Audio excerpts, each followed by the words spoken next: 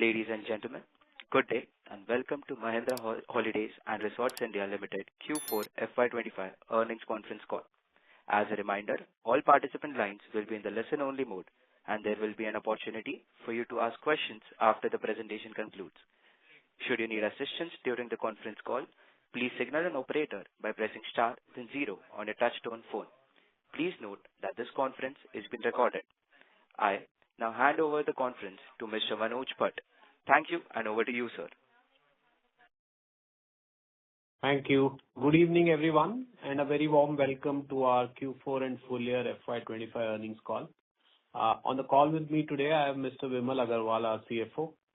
You can find our results and investor presentation on the stock exchanges and on our company website. I hope you had a chance to go through them. I also apologize for the rescheduling. I think our meetings went over, so apologies for that, and thank you for joining the call. Firstly, I think I'm very happy to report that our overall performance has been very, very robust, both at the quarter and at a full year level. Quarter four PAT, excluding one-offs, and Vimal will talk a bit about that, for standalone is up by 61%, and at the consolidated level, it is up 12% YOY. If I look at the full year, the PAT excluding one-offs is up 25% at the standalone level and up 37% on a YOY level. So to me, I think these numbers are very, very strong in terms of profit growth. The one-offs are related to some income tax related refunds in the previous year and forex movements in both the years. And I think that's something which Vimal will walk you through.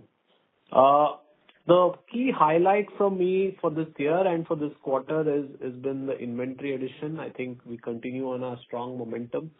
Through the year, we have added 520 keys in 7 new managed resorts across India. So we have Bharatpur, we have Pavagadh, we have Patkot, Agra, Mysore, Ranthambore, and the newest addition, our first one in Andhra Pradesh, which is in Dindi. We just opened it recently.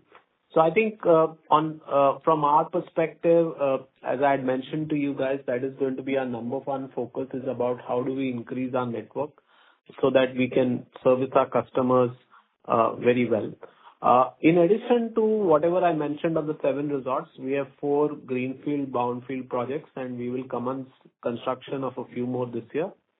And that's something which I do believe we have at least 2 of these greenfields, or maybe more, will be live by this year end. And we will commence a few more during the course of this year. Our current inventory is about 5,850 keys, and we have a very strong pipeline for the future.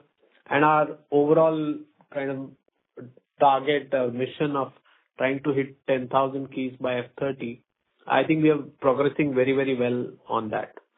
If I move to the demand side, I think there are two approaches we are following. And I think the first one is about a strategy of premiumization and targeting the right kind of customers and pursuing a more focused and sharper approach for member addition. I think what that has resulted in is member addition has gone down. But if I look at our average unit realizations, they are up. So if I look at the full year AUR, as we call it, is 5.73 lakhs, which is up by 39%. If I just take Q4, I think it is about 7.7 lakhs, which is up 82%. Mind you, this is also including upgrades, because upgrades is a real measure of how our current members are perceiving what we are offering. And I think I'm happy to report that in F25, upgrades is also up by 14% YOY. And also it is contributing meaningfully to overall AUR growth. In FY25, we've added about 12,400 members, and our cumulative member base is at 304,000. The one other measure we do is how many member additions are coming through the referral and digital route. That's up to about 59% in F25, and that's something which is continuing to remain strong.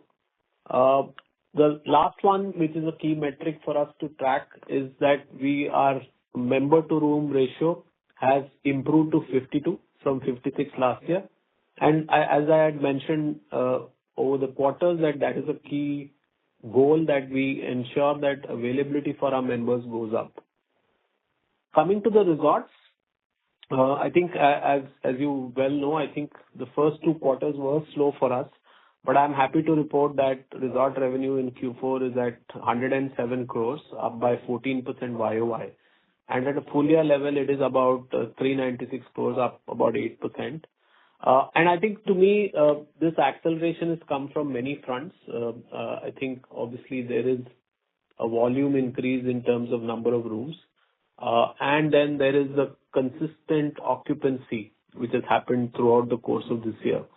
All of this has contributed very, very well to this metric on resort revenue. So if I look at the entire quarter performance and the year performance, I think the objectives we started out with about premiumization, about inventory growth, about focusing on resort revenue improvement, I think we are hitting many of these metrics. Overall, a few comments on the market before I pass it on to Vimal. I think the market continues to be strong, and I think from an industry perspective, it is the highest ever ARRs or ADRs and highest ever occupancy. That's where the industry is. And I think we are seeing similar patterns. There are obviously some pockets of for us like Sikkim, etc., which are not doing well because of weather and other patterns, but that I believe is temporary. So overall, I think we seem to be in a strong position, and I think we'll build from here. But first, let me ask Vimal to take you through the numbers in more detail, and then we will open it up for questions. Thank you, Manoj.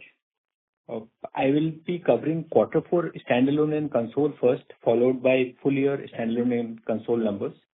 Starting from Q4 standalone, our total income was 398 crores, which was up by 6% YOY. EBITDA stood at 132 crores, which was 41% up, with margin of 33% in Q4. PAT excluding one-off was 57 crores. In fact, there was no one-off in Q4. Last year, Q4, we were at 33 crores and therefore growth of 61 crores in Q4. Our deferred revenue touched 5,736 crores by 31st March 25. Cash position also exceeded 1,500 crores. We are right now at about 1,555 crores as on 31st March 25. Our consolidated numbers, total income stands at 807 crores. EBITDA was up 7% to 233 crores, and our EBITDA margin also touched 29% in Q4. Our PAT at reported level was 85 crores. After excluding a one-off forex loss of 12 crores, it comes at 73 crores, and it was 12% YOY higher. Moving on to the full year financial numbers for standalone, total income was 1,545 crores, which is up 8%. EBITDA was at 492 crores, up 18% YOY. EBITDA margin touched 31.8%, and our PAT was at 200 crores. Moving on to the console highlights for FY25, our total income was 2,900 crores. EBITDA at 708 crores, and EBITDA margin was 24.3%.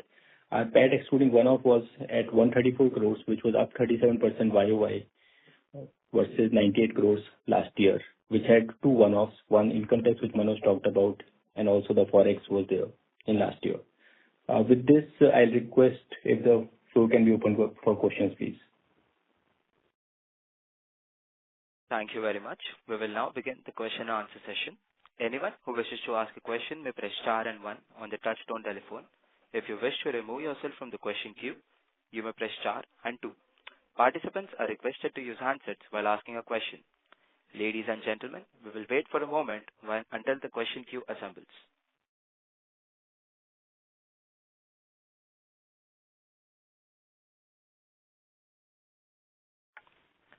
The first question comes from the line of Pankaj Kumar from Kotak Securities.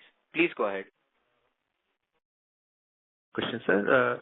The question pertains to your inventory addition plans for FY26. So how do you see that, say, next 1 year? So what kind of inventory additions that we are planning to have? So if you look at F26, I think you have to look at it from two perspectives. We will add a lot of rooms, but we will also exit some resorts where what we have done is we have done a lot of data around quality and customer feedback on some of our largely maybe they are associate resorts. So at a net level, I do believe that next year will be higher than this year. And I think, as I had mentioned, I think publicly last quarter also, I think our 5-quarter target starting from Jan was to add about 1,000 rooms. I think we are well on track for that. But of course, you also know that, I mean, there are multiple steps along the way, but that's what we are targeting at a gross level. And the net level then will be lower because we will move out of certain inventory arrangements and certain associate resorts. And so you also highlighted that you would be adding a few more greenfield resorts by year end or something. So if you can touch upon that, where exactly we are looking at and what would be the size of those in terms of capex? So Pankaj, so first of all, I think I said we will start because, as you know, it's a process to get it done. So over a period of time, the capex will come. But since you have brought up capex, I think if I look at capex for F26, I think it will be higher than F25 on account of two things. One is completion of our two large projects which are going on, or I should say completion of one and partial completion of the other, which is in Ganpatipule in Maharashtra, which is a fabulous location. And the other one is we are building something in Theo in Himachal, which is again a fabulous site on the top of a hill. So that will consume a lot of capex. The second element is I think some of our older resorts will come up for refurbishment, and I think we will look at closing certain resorts for certain periods of time as we completely overhaul those resorts. So we have identified about 3 to 4 resorts. We will do that. So in a way, this is a year where I think we'll have both the capex elements going. And that's something which could be a meaningful increase from the current year's capex. And sir, on the member addition side, of course, we are rationalizing our products and we are focusing on premiumization. So can we say that we have achieved our goal in that and now onwards we'll see more of a member additions will be in line with the inventory addition?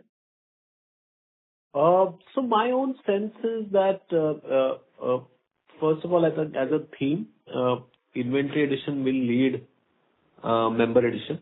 I think that's what we set out to do. And because I think from my perspective, addressing the availability issue, which seems to be the top of mind issue for most customers, is probably priority number one. Secondly, if I look at the changes we are making, I would say that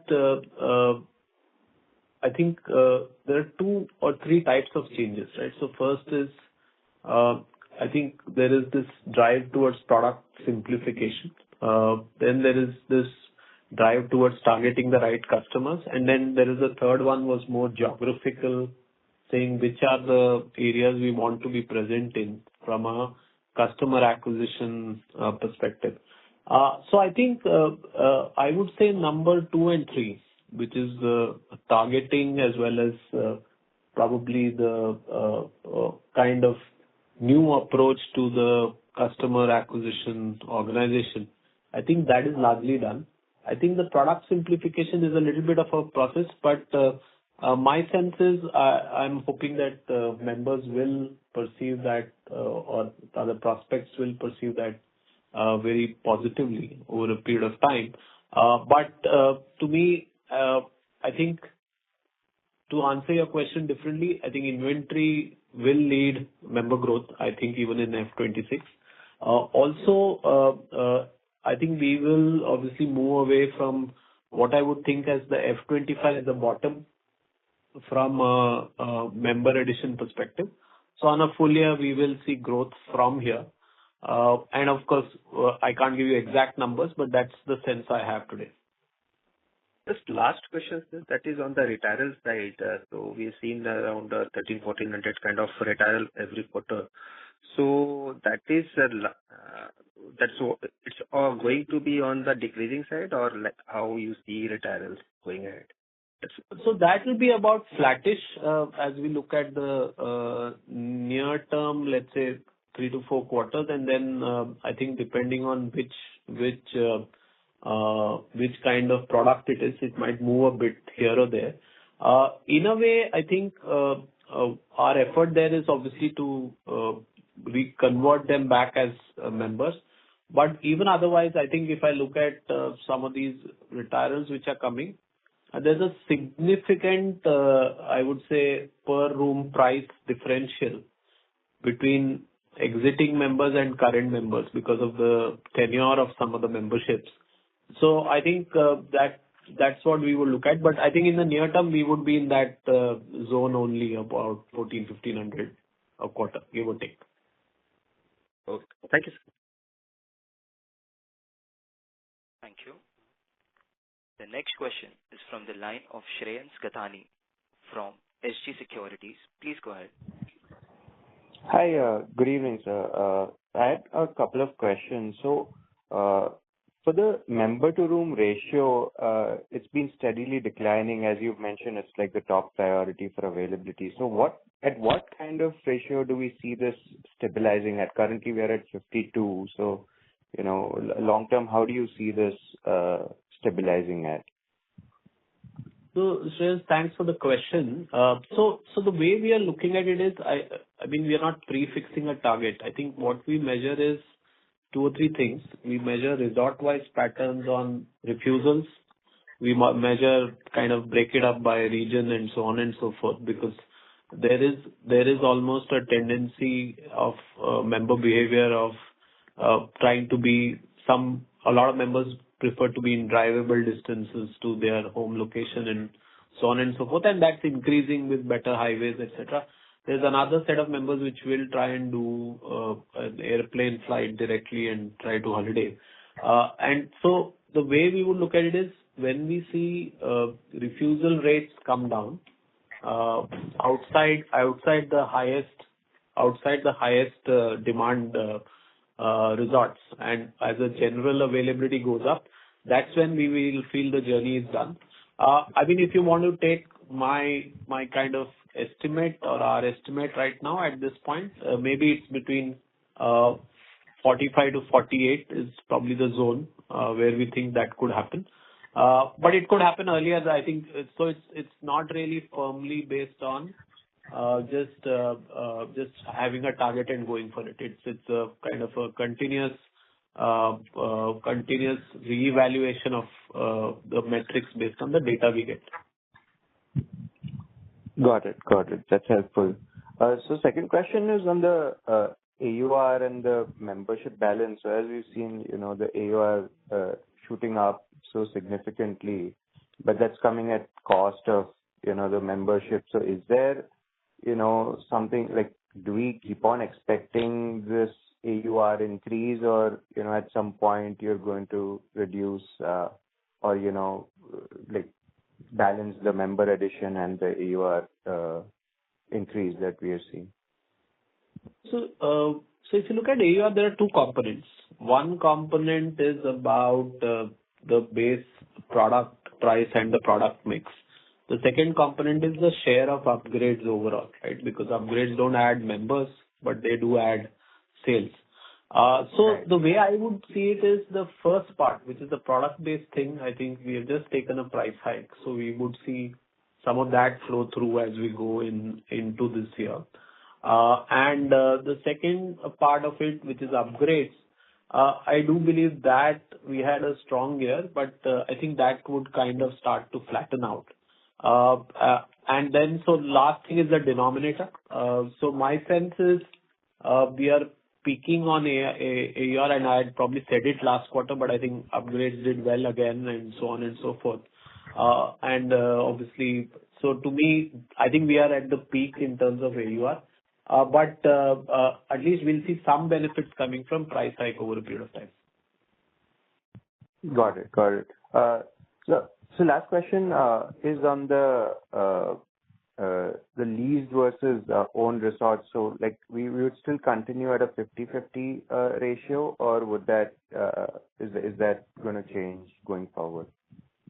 So as you think of it, I think there are two parts to this. I would say that the 50-50 ratio will swing towards lease, and loosely maybe it's a 70-30 owned and the remaining leased. But it will catch up again when we start doing the greenfields again. So it will be a little bit dynamic, but right now I think we should assume it as 30-70 or something. Yeah. Okay. Okay. So do we assume that, given the higher rates that we have and, the upgradations that we're doing, like the newer resorts, and we are looking to actually premiumize like one notch above in what our offerings are, like from an overall perspective for Club Mahindra, it's just getting a more premium brand than what it was before? See, I think that's a great question, Shen. So from our overall perspective, I'll come to the premium brand or not. I think there are 2 or 3 things we are trying to do, right? So one is the resort offering we have. I think we are upgrading it a notch across the board.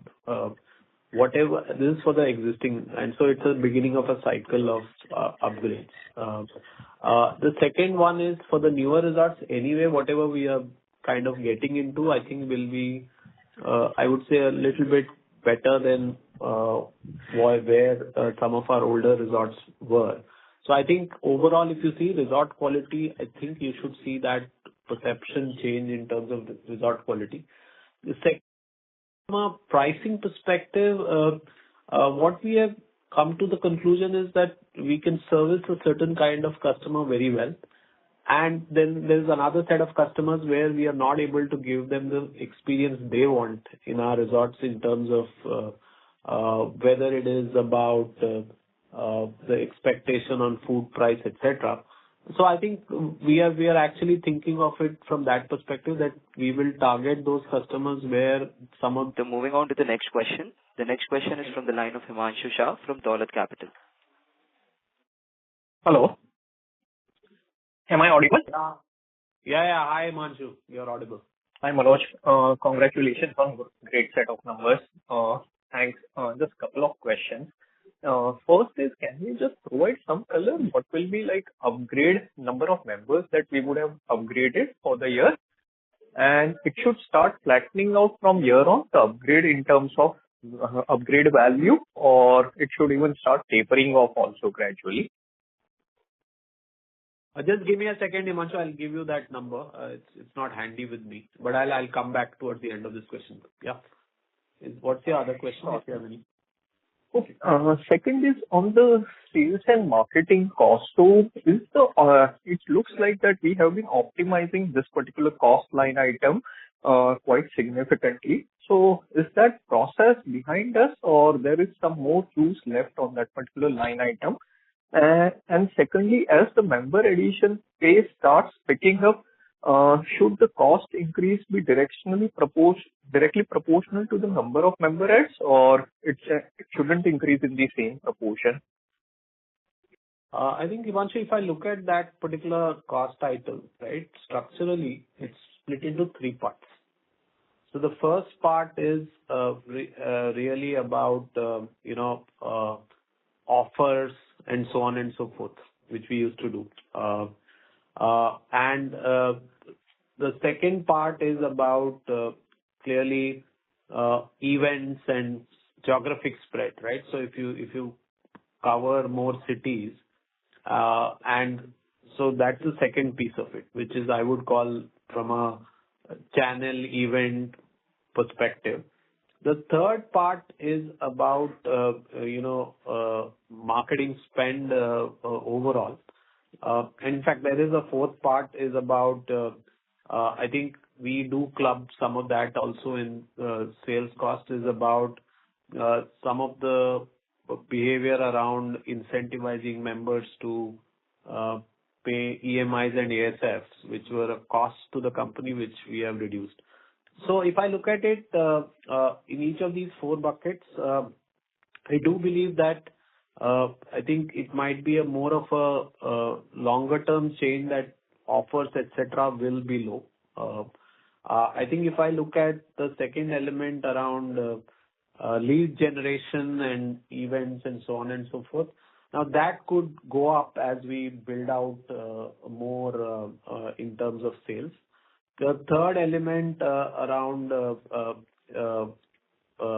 reduced incentives for members for payments, etc., that's probably a permanent feature.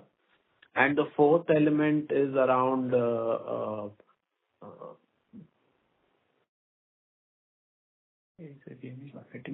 marketing. Marketing could go up as we build out, but that's probably as we go into expansion mode when we get the right mix going. So overall, that's the way I see it from those four buckets. Okay. And just the follow-up on this, what would be the current cost mix of this four bucket, broad current cost mix, or for F25 or? Himanshu, I think there are various cuts to it, but I would say that, in fact, I think I don't have it handy, but I'll probably see if we can figure out a way to share it with everyone. Yeah. Great. You wanted to know the number of count of upgrades in the course of the year, right? Correct. So it's about 11,500 members upgraded. And over the course of, I think we are seeing an increased trend of upgrades, because I think what's happening is that people who join in certain seasons would like to move the next season. I think we are seeing that as a strong trend. So I think that's something which we expect the membership count to go up. But I think we have had a strong year, so I was kind of saying that maybe we won't see that kind of a growth again. Yeah. Okay.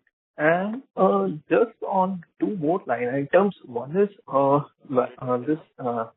price increase that we have taken for a new member, excluding upgrade. Is it because there is a significant jump in that particular number, both in Q4 as well as on a YOY basis? So what would be attributable to mix change, and how much would be the pure price increases at portfolio level? So I think there are two things happening. So part of something you see in Q3 and Q4, especially Q3, is we cut down the 3-year product, right, and replaced it with a 5-year. So you're seeing a product mix change.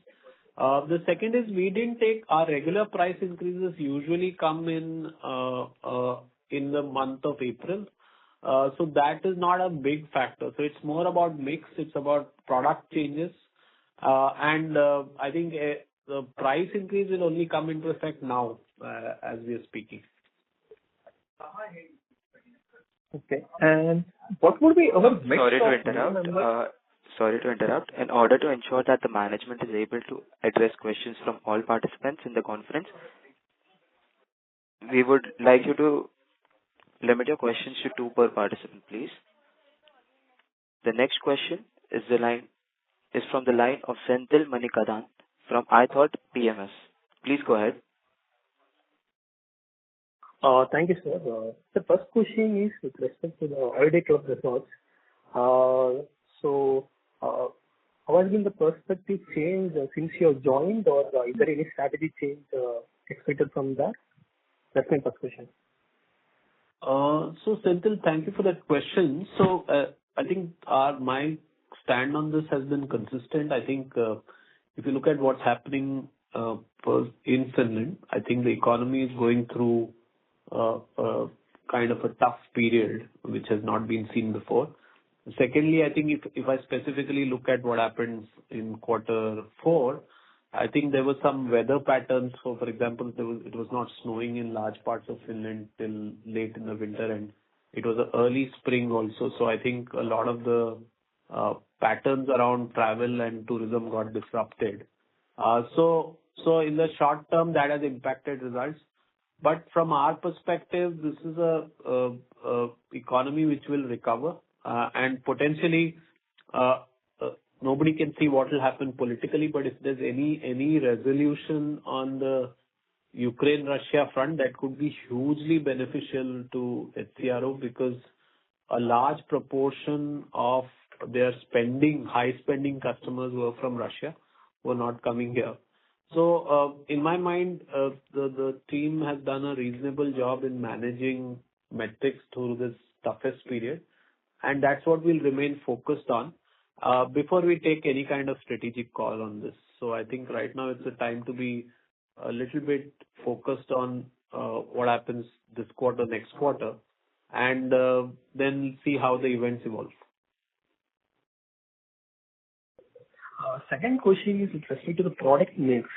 So if you can share some insight in terms of how the movement from 3 year to 5 year has happened, and you can share some metrics on that. Senthil, I can't go much into detail considering obviously it is a bit nuanced across multiple geographies. But at a broad level, whatever percentage share the 3-year product had was almost perfectly replaced by the 5-year product, which seems to indicate that if you have the right product and kind of look at it the right way, I think there is a propensity of people to pay more, and so we didn't suffer on account of the mix at all when we moved from 3 to 5. Yeah. Correct. So last question is, considering weak expectation from the IT sector, so is there any data point like a number of customers, the share of customers from the information technology side, or any insights on that, sir? Senthil, I don't really have the data on exactly how many people or how many members are coming from IT. But if you look at our TG, right, I think our TG is more about, I think, an income of a certain level and above. So the broader kind of slowdown, because if you look at the average age in IT is probably 28, 29 now. And that might not be our TG on an average, right? Now, obviously, the next level is our TG. And I think if I look at it, I think we are not seeing any such signs that our membership is impacted. But as I said, I don't have offhand data how many of our prospects and new members are from IT. But frankly, it's not come as any of the reasons in any of our discussions with our broader sales teams. Great, sir. Yeah, that's it from my side. Thanks. Thank you, sir. Thank you. The next question is from the line of Akshat Bairati from RSPN Ventures. Please go ahead. Hi, thank you for the opportunity. Sir, my question is on the tax rate for the FY26 full year. So can you please guide on that? What will be the expected tax rate for full year? Vimal, you want to pick that up? So for the standalone purposes, fundamentally the same tax rate will continue to apply, whatever is the corporate one, which is 25% plus. And so far as HCRO is concerned, there the tax rate is slightly better, and we do create deferred tax in case there is any loss. But I don't see any major variance versus F25 so far as our tax effective rate is concerned. So it will be around 35% only? No, for India it's 25 and HCRO business is about 20. No, so I was talking about the consolidated numbers. Yeah, 35. Yeah. Okay, sir. That was thank you. Thank you. Participants, in order to ask a question, you may press star and one on your touchtone telephone. The next question is from the line of Varun Mishra from AS Investments. Please go ahead. Yeah. Hi, sir. Am I audible? Yeah, I can hear you, Varun. Please go ahead. Yeah. Hi. Congratulations on the good set of numbers, sir. I actually had a couple of questions. So regarding the hotel club resorts, like we have been expecting, like seen a decline in the revenues. So what strategies are we planning to implement to boost revenues in the future? So I presume, Varun, you're talking about Holiday Club in Finland. So from that perspective, as I mentioned, I think clearly there has been, I would say till November, December, I think things were looking very good, but the last winter has been a bit patchy in terms of weather patterns. I do expect that to normalize. Now, nobody can predict the weather, but I do believe that will normalize over the course of the year. And so we should be back to growth next year is our expectation. But in terms of strategies, I think that business does two or three things. One is it has conventional hotels, and the second thing that they do is they have an active timeshare business. So the timeshare has been impacted because of the economic conditions, because obviously people need to have the buying power as well as the inclination. And I think as you go through economic difficulties, some of that is impacted. And as the economy is expected to improve going into the later of the year, I do believe that's positive for the overall business. And then the hotel business recently has been impacted by these weather patterns, but I think that should, at least we are seeing a recovery from that as we go along. All right, sir. And so we have started a new Corbett National Park at Patkote. So, like, what's the demand and the footfall over there? If you could give me a rough idea. We don't share individual resort data. But on an average, and for most of the resorts, I think what we see is as soon as it becomes a little bit popular and starts coming in some member reviews, etc., the occupancy starts peaking. And in fact, if I look at some of our resorts which were launched in Q3, I think we are consistently running between 80 and 85% kind of occupancy. So I fully expect Patkote to also do the same, but early days yet, and we don't share resort specific. Yeah. And so anything specific like which we are planning to add in other resorts, or any activities or anything of that kind? So we continuously keep adding something or the other, and then based on member response, we either keep it or we substitute it with something else. So to me, if I look at resorts again, the big theme is first is transformation in the form of just upgrades and upkeep and some of the other things which we have heard about. But otherwise, I think most of our resorts we get very good reviews about overall experience. We have amongst the highest what we call as post-holiday feedback. I think it's very, very good across most resorts from a service perspective. And from an experience perspective, I think we do cater to various categories, and that's something we keep adding. But I think so. But we do add quite a few every quarter and drop quite a few every quarter, resort to resort. Okay, sir. All right. And sir, my last question is like, what's the status of the two brownfield expansions like we were planning, and like whether are we in line with the expectations? So I think we were planning in two places, which is Tree House in Jaipur and Kandaghat. Both are on track. They will be completed this year.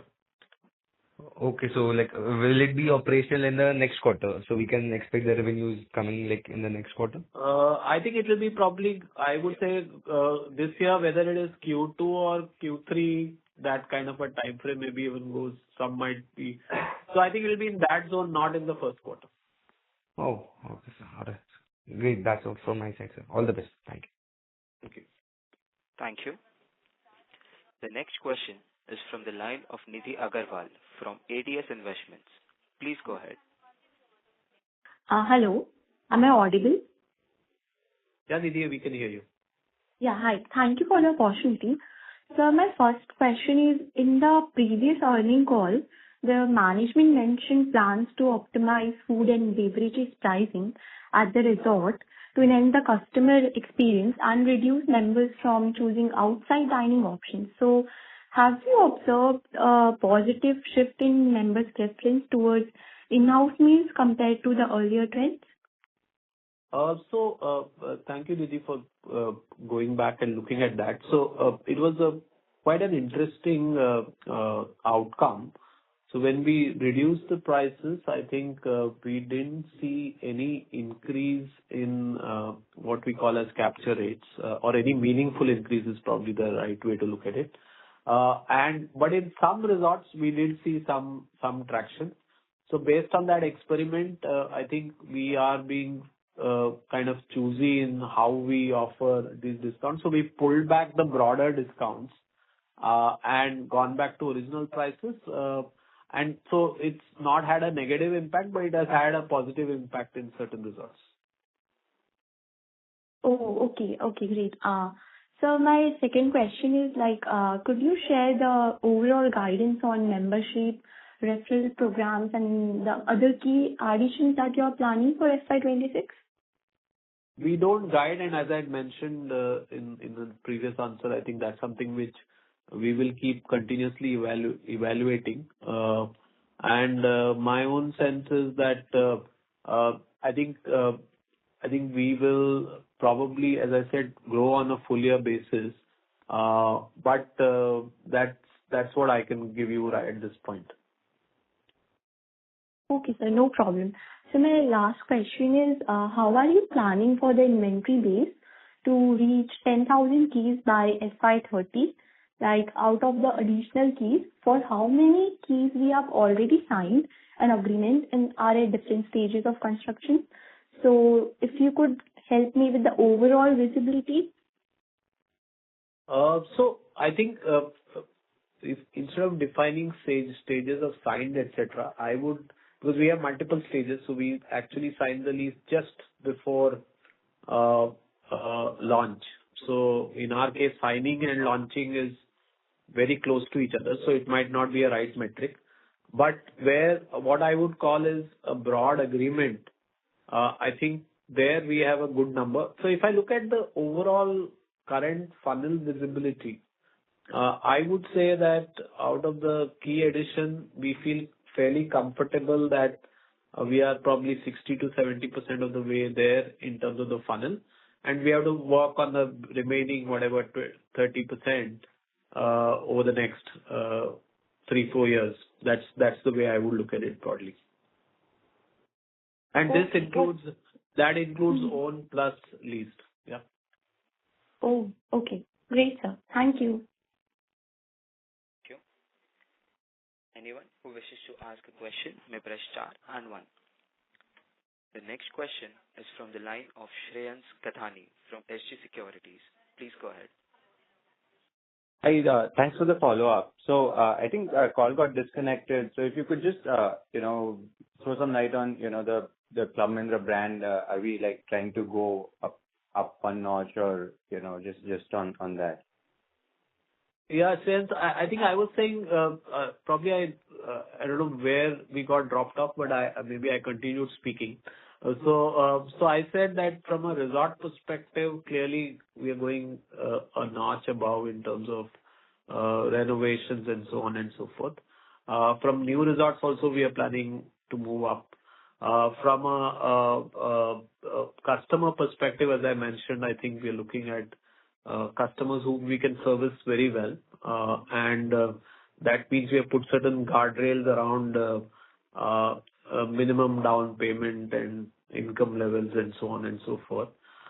So overall, I would say that the journey is broadly towards making the overall experience more premium. and that hopefully will rub off on the brand as we go along. Got it. Got it. That's really helpful. So just one question in terms of understanding. So do all the members pay the same ASF, or it's different for, from the time they've joined the membership? Just trying to understand that. So ASF is same for the same category of room. So for example, all studios will pay the same ASF in that year. A one bedroom might pay higher. I think that's the model. Got it. So I meant like if someone's joined in 2015 versus 2020, currently they'll be paying the same amount, right? Yeah, it is. So because it is based on the principle that it is for a certain kind of resort expenses, which is then allocated based on the kind of room you have. Got it. That's helpful. Just last question. So what kind of differential are we seeing in terms of like the people who are retiring currently and, the new additions that you're doing, like in terms of like, if you, maybe not numbers, but just like a high level sense of, the pricing differential? Actually, it's a complex question, Shreyans, because you will have some members who are 25-year members and their pricing differential could be substantial.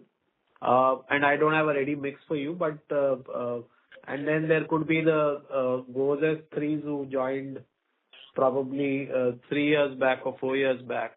They are at a different point. But I think I don't have an answer for you straight away, Shan. Sorry. Got it. No problem. Thank you. That's all from my end.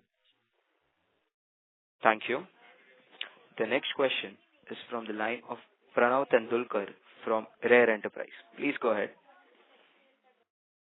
Hi, sir. Thanks a lot. Sir, the reduction in sales and marketing expenses, is it per unit reduction there, or it is just because the new member addition has reduced? And will it continue? Like, what is the sales and marketing strategy to improve new member addition? If you can throw some light on that, that will be useful. Thanks a lot, sir. So as I mentioned, sales and marketing, I think one is an approach in terms of offers and discounts. So that's something which is linked to per unit. The second is about lead generation overall and geographical presence. I think that is something which is probably not unit linked, and that's more a choice of the customer engagement or customer acquisition organization, and that's a choice we have made. And so that is not linked to unit. I think the sales and marketing is again not unit linked. It is broadly in a way discretionary, and that's something which, as I mentioned, I think we will continue to start investing again, but I don't anticipate it to go much because we are optimizing what channels we use and what events we are doing. I think that's the way I would look at it, because so the only one which is unit linked is probably the offers, etc., and lastly, I think I had also mentioned about how we removed some of the incentives for payment of whether it's EMI or ASF. That is obviously really not even sales cost, but it's a different kind of cost. We classify it under sales cost. Right, sir. Thanks a lot. Just last question from my side. Sir, now the weeks available for members is like 52 members per room. So will that number go even below this 52, or is it now stable and now the member additions and room additions will each other? So Pranav, I did kind of touch upon this earlier. So what I had mentioned is that the way we are doing it is we monitor refusals by resort, by clusters, and also we look at, there are some 5-10 resorts where it is always high demand. So I think we continuously evaluate and then decide how do we think about inventory. So to me, and I also said, if you want me to put in an estimate, I would be comfortable with a 45 to 48 zone and then kind of build from there. But that's really, it's not even a target. I think we continuously monitor it and then decide what to do. Thanks a lot. Thanks a lot. Thank you. The next question is from the line of Kitesh M. from Minerva Global Capital. Please go ahead. Hi, sir. Am I audible? Yeah, I can hear you, Gitesh. Go ahead, please. Hi, sir. Thank you for the opportunity. What I wanted to know is that at an aggregate level, how are the newer resorts performing as compared to the already established property portfolio? Are the properties managed with a different management style, or is it the same? Could you perhaps give us an idea? Firstly, I think the management style and the philosophy remains the same, right? So because it's really what we are trying to keep together is the experience we give to our customers and I think we are probably the only family-oriented leisure kind of resorts and destinations which we have. So and we want to keep that. So from that perspective, that approach remains the same, whether it is new or existing resorts. Second is, I think, really as we are building these resorts, I think one of the things we are trying to factor in is what I mentioned was about approach and service. Also about, so what are the standard features in our resorts? For example, all of our resorts will need to have what is called a happy hub, right? And all of the resorts need a certain configuration. And I think we are now very early in the cycle starting to talk to our partners who are leasing or building for us, because that's another model which is very, very picking up very strongly. They're building resorts for us. I think that comes as part of the package now in terms of what is our standard configuration. The third part is probably about what happens in terms of performance. As I mentioned earlier also, I think there will be a lag for a few months on new resorts in terms of occupancy. But what we have generally seen is that as word spreads and members come to know, that catches up. So if I look at the last 4 quarters, new resorts versus our existing resorts, there is a marginal difference if I come to the resorts, let's say, launched in Q1. But if I look at resorts launched in Q4, I think the difference might be deeper. So I think that's the way to look at it, because it takes some time for resorts to catch up to existing resorts in terms of occupancy and so on and so forth. Sure, sir. I had one last question. Could you also share the company's medium-term financial expectations, something specifically what growth rates you're targeting, let's say, for revenue, EBITDA, and for any other margins? We don't guide, so I think unfortunately, Gitesh, I can't help you with that. Sure, sir. No problem. Thank you for your time. Thank you. The next question is from the line of Sahil Vora from MNS Associates. Please go ahead. Hello, sir. Good afternoon. Am I audible? I can hear you, Sahil. Yeah. Sir, I had a couple of questions. My first question is regarding the status of our 2 brownfield expansions. I wanted to know if they are in line with our expectations. I did answer this question that they will come online this year, and which is what we had budgeted for, if that is the question you're asking. Oh, sorry, I joined the call late, so I must have missed it. Sir, can you just tell me which quarter of FY26 can we expect the completion of the projects Khandaghat, HP, and Treehouse? So they will be online, I would say broadly H2, right? Okay, H2, got it. So my next question is regarding the benefits that we are getting from cross-selling products in our existing resorts. If you can throw some light on that. So I think, Sahil, you are referring to upgrades, I guess, right? So because what we do is, I think when people visit our resorts or even otherwise, I think we are noticing that there's a distinct trend that members who start with probably a plan which is of a lower season in terms of dates uh, quickly look to upgrade to higher seasons. So I think a blue would go to white, would go to red to purple. And that is a very strong journey. I think we have seen it across multiple years. And that is a very active part of our entire sales process. It's also important because it reflects the confidence customers have on our ability to provide them a differentiated experience. And I had mentioned that upgrades were up 14% in the course of the year. And that's something which will continue to remain a focus. Okay, sir. Got it. That helps. So my last question is, what are the new pricing strategies that we have employed or planned to increase the revenue and also to increase or add new members compared to our existing ones? So Sahil, I think obviously pricing strategy, and again, you might not have been there. I did mention that we took a price hike in April.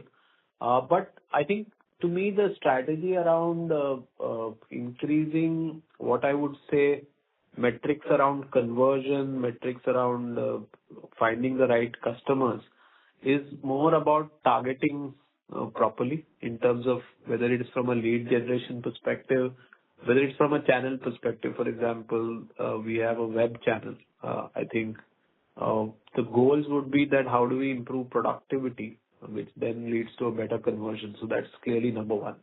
Number two, what we are thinking is that over a period of time, of course, we have seen that the referral, which is members referring new members, is one of our strongest channels. So I think we look to do a lot more of that, because that's really something which is again building the whole thing that current member loves the experience, only then he will refer. And that's something which I think we are seeing that could be a potential opportunity. And for that, we are actually in the process of using data and tech, that how does that work, who's more, where is the propensity to refer more, and what kind of member, what kind of geography, what is the history of the member in terms of the resort experience, what is his history in terms of, the last few years, multiple data points can be captured. So I think all of that is probably part of the sales strategy as we go forward. And then, of course, I did mention that how do we make the product more intuitive and simple. I think that's another part of the journey, to just make it easier for customers to understand, and that would then have a beneficial impact on sales. Okay, understood. So that sounds very promising. Thank you and all the very best. Thank you. Thank you. In the interest of time, this will be our last question. How many people are there? 2. Okay, 2. Yeah, let's close. Okay. In the interest of time, this will be our last question, and I now hand the conference over to Mr. Manoj Bhatt for closing comments. So thank you everyone for joining the call, and I think if somebody has not had a chance to ask the questions, please do email it across to us, and then we will try to answer the best we can. Thank you so much. On behalf of Mahindra Holidays and Resorts India Limited, that concludes this conference. Thank you for joining us, and you may now disconnect your lines.